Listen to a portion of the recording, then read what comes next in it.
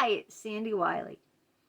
Welcome to my mental health channel, 50 Shades of Black and White, where I wipe away the stigma of mental illness by talking about my own experiences as a patient of almost 20 years having borderline personality disorder. I talk a lot about narcissism, post-traumatic stress disorder, panic attacks, schizophrenia, and a plethora of other issues around mental health. I only talk about them as a former patient. I am not a professional therapist. I do not hold a degree in psychology, so I can only give you my personal opinions and experiences as a former patient. I only ask in return that you be kind in the comments, kind to me, kind to other people who comment, and kind to yourself. We can all disagree. That's what makes the world go round. Everyone having a different opinion, a different view on things. We can learn from one another, but we must always be respectful to each other and kind. If you like what you see, give it a thumbs up. And if you haven't already, please subscribe to my channel. It's 100% free. Now, today's video asks the question, is your mother a narcissist? Okay. It also could apply to a father. Is your father a narcissist? But I'm going to focus on mother. Why? Because my mother was an extreme narcissist. Okay, not my dad. My dad had paranoid schizophrenia. So that's why I'm going to refer to the female version, mother. All right, how can we tell? And boy, does it have an impact on our life. Those childhood wounds, if you were raised by a narcissistic parent, sometimes they stay with you for the rest of your life. And even years and years of therapy can't undo the damage. Sometimes it can be helpful, but a lot of times it doesn't. I don't agree when people say time heals all wounds. I don't agree with that. Okay? We can agree to disagree. I'm living proof that hasn't happened to me, and I'm 58 years old. All right. The first thing I noticed about my mother, I'm talking from personal experiences, I'm not talking as a psychologist or a professional, is she loved to play the martyr. She loved playing the martyr. So that was a big red flag right there. Oh, she cooked all day, slaved over the stove for this dinner. Everything is homemade. I've been up since early in the morning, cooking all day, cleaning the house. You can come with the white glove, do the white glove test, and you can't do that here. In fact, it's so dusty down here. Some people have said, is it snowing in your office?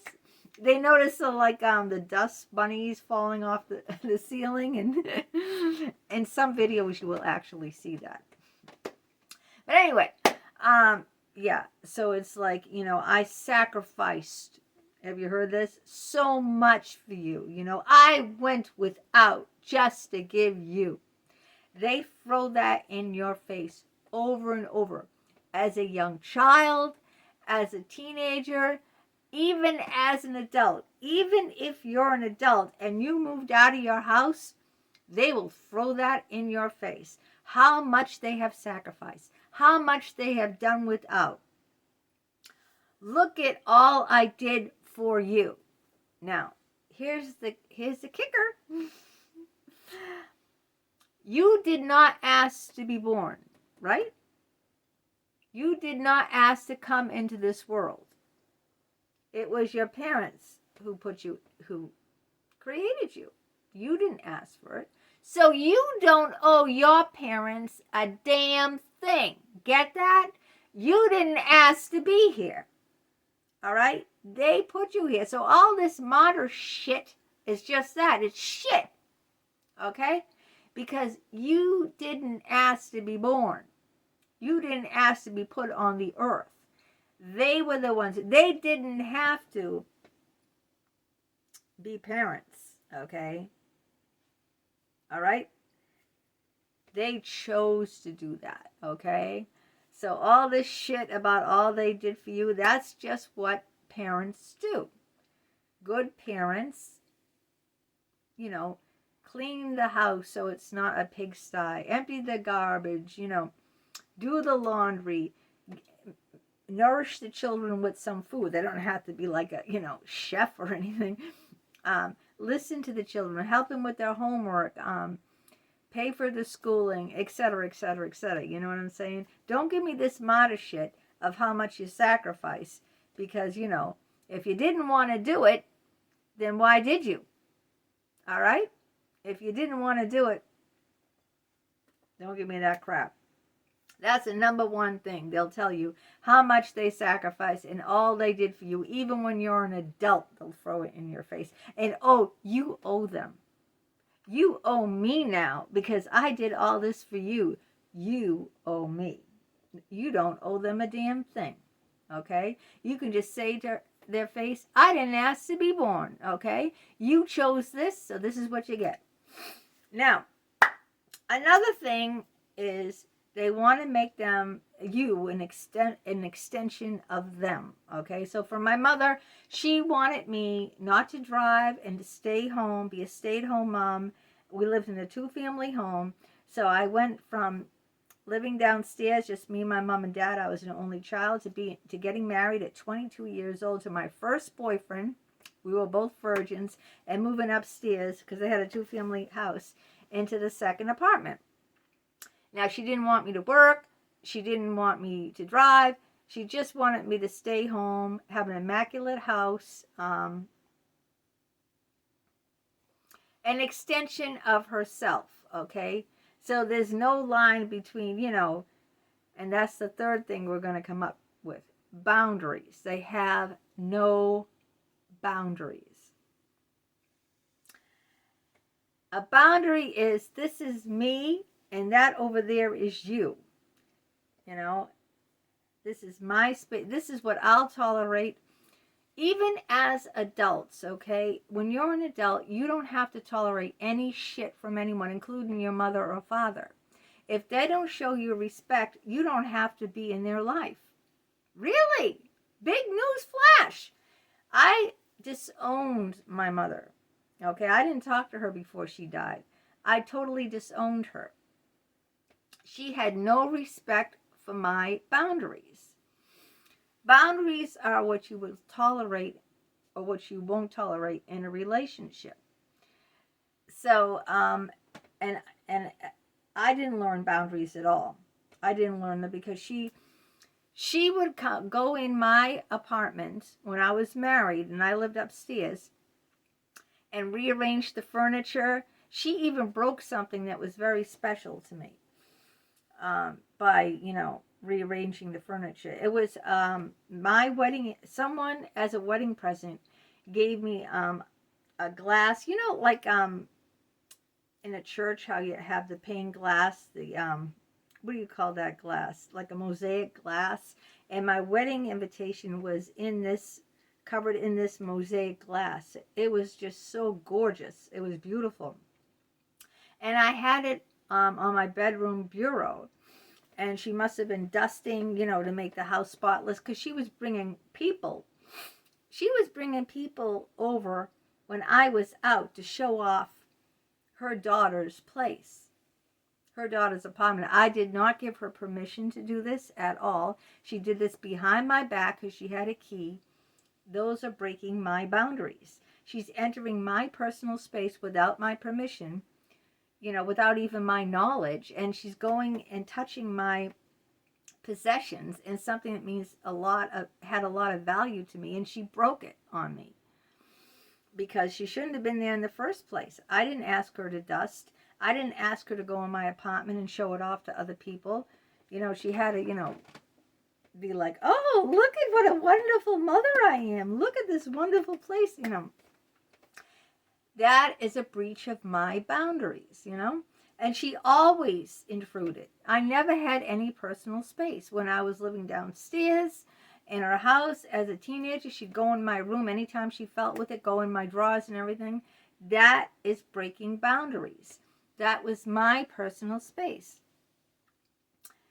Also, if you tell someone, she used to swear at me all the time, call me horrific names. You effing this, you F this, you, okay? I begged and screamed and cried when I was a young child for her not to do that.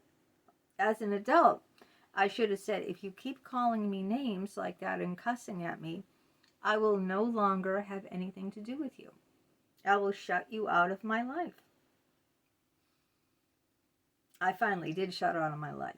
But don't let anyone walk all over you. Don't let people say, and a lot of people will guilt trip you too. They'll say, it's your mother. You have to be part of her life. How can you do that to your mother? They will guilt trip you, okay? I learned later on in life that I didn't let anyone guilt trip me. No one, all right? But I had to, it had to take many decades and many years to put up my own boundaries. I didn't have boundaries with anyone. I didn't have boundaries with my psychologist. I didn't have boundaries with my best friends. I had no boundaries. Now I'm a very bounded person. I know what I will tolerate and I know what I won't tolerate. And, no one is going to walk all over me ever, ever again. And don't let anyone guilt trip you and say, that's your mother. You say, so what? It's my mother. I didn't ask to be one. She's the one. That was her decision. And I don't know her anything.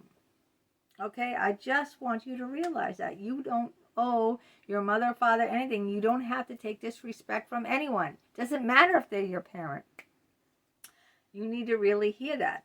And that's what, narcissistic parents will do. They will not have any boundaries. They expect you to be there on a dime. If they call you, you better pick up that phone. You better listen to them. Doesn't matter if you have plans or anything. You better listen to them.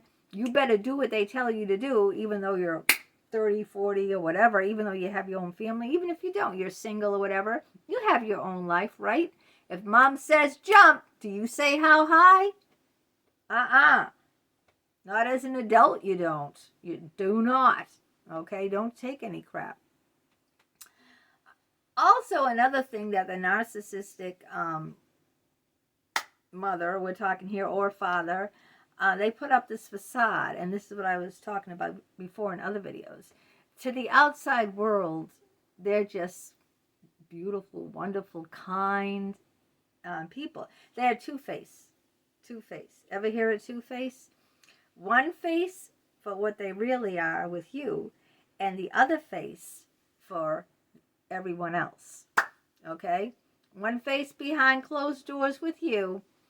Because I'll never forget when I had this friend Nancy, and after my mother died, her kids and my kids were at the park playing, and we got to talking. And Nancy said, oh, how wonderful my mother was. She always had an immaculate home. She always cooked these delicious meals and these wondrous desserts, from scratch. And I told her my mother was not wonderful at all. And I told her what I'm telling you, what I've told you all in these videos, how she beat me, belittled me, cussed me, swore at me, made me feel like that small, like dirt under her feet. And Nancy started bawling, crying, as if I was, saying this about her mother.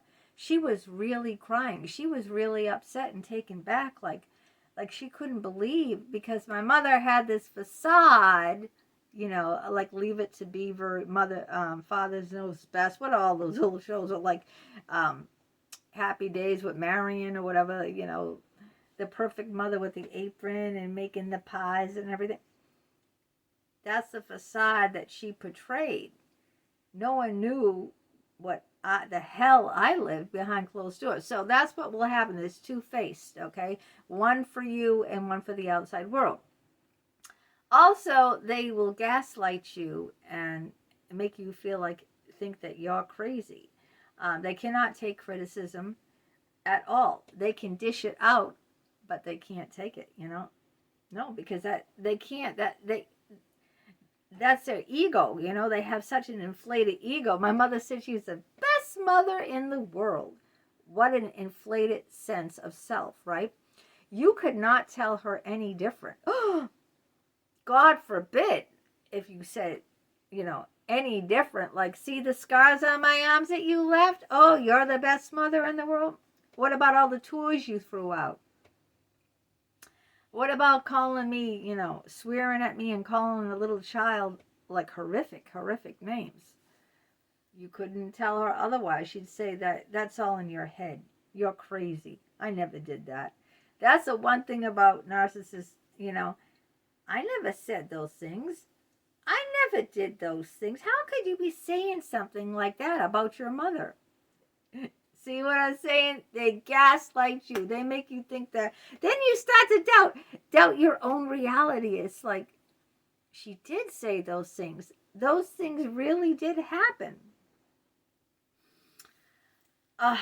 Another thing they're great at is playing the victim. And they will play this and make you look really horrendous and horrible. They'll make you look horrible. They'll say something like, oh, I'm so sick and everything. And their friend will say, well, why didn't you go to the doctor? Well, my daughter wouldn't take me. I called her and I told her how sick I was. She didn't even come over. She wouldn't even make me a cup of tea or anything. I mean, and then other people say, what's wrong with your daughter? What a bitch. I mean, how could she be like that to her own mother? I called and I told her, that I have this cold. Hachoo. I got this bad cold and I'm not feeling well. And she said she had to go to her friend's wedding, I mean, come on. Her friend's getting married. She doesn't even think of her mother. She's got a cold and the sniffles and a sore throat. She can't come over and make me some tea. I mean, the narcissistic parent will expect you to tell your friend, sorry, can't make your wedding. My mommy has a cold. I got to go over. I got to do grocery shopping, make her some nice soup, make her some nice tea. See, they expect you to drop everything. This is as an adult. Don't you do it. Don't you do it. Don't let them treat you like that, okay? Because they will. They will walk all over you. They love to play the victim. Then they're going to make you look horrible to the rest of the world. They're going to tell everyone, I was so sick and she just left. She didn't care. She did nothing. I did everything for her. My God, growing up, I made the pasta from scratch. I made the pie doughs. I made in the kitchen all morning.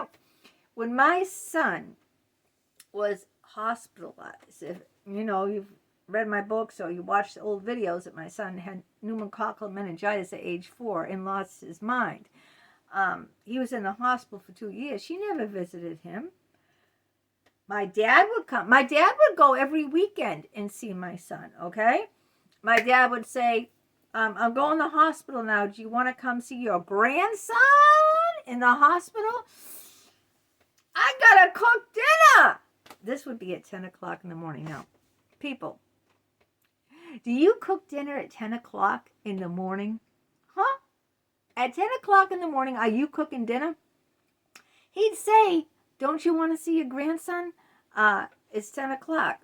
I got to cook and slave in this kitchen all morning. We used to eat at like 5:30. Or she'd eat at 5:30. So don't tell me you're starting to cook dinner at 10 o'clock in the morning when you eat at 5:30. Yeah. She never bothered with that. My dad would come all the time.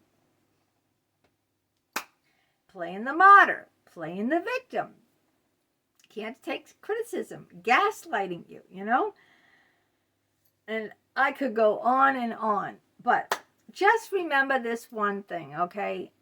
You can't let it, you can't tolerate it anymore. You've got to stand up for yourself. You've got to have your own boundaries, what you will and will not allow. And that includes your parents too, okay? It includes everyone in your life. Don't listen to that shit, what they did for you, playing the martyr. That you didn't ask to be here, did you? How could you, right? How could you say, I want to be born? That was their decision. And as an adult, you got to stand up for yourself and know what you will and will not tolerate. You know, you got to draw the line in the sand. You got to draw that line in the sand and say that, no, this is not okay. It's not okay for you to speak behind my back to other people. It's not okay for you to go, you know, in my apartment when I'm not there, or, you know, or they'll tell your business. You'll have no privacy. Ever do that? Ever have a girlfriend like that, where you tell something very personal to your mother, your girl bestie or whatever, and now everyone knows about it? And that was supposed to be very private information, you know? I mean, you don't want the whole world knowing, you know, let's just say that, I don't know, something very personal and something very private that, you know, let's just say that you said to your mother, well, I don't have a boyfriend right now, but I'm masturbating, you know, that gets me so I don't have to, like, rely on sex from men because I can pleasure myself. And then, you know, you thought that was a private conversation between you and your mom, or you and your bestie, right? Imagine. And then everyone is saying, oh, you know, you're so desperate that you play with yourself. You know, can you imagine something that's supposed to be sacred between two people, and they blast it, you know, all over the place, you know? That would be the last time I would ever say anything to that person ever again. And this was my best friend, too. She told me that her son... Okay? I'd like to know if her son gave her permission to tell me that. I doubt it. I don't know why she said that, but she would tell me intimate things about her adult son that he probably didn't want anyone else to hear. And my mother would do the exact same thing about me with other people. So there's nothing sacred with narcissists. Nothing. Anything you say can be, and will be used against you. Believe that. So, stand up for yourself, please. Create those boundaries and don't tolerate any shit from anyone. And that's my final word.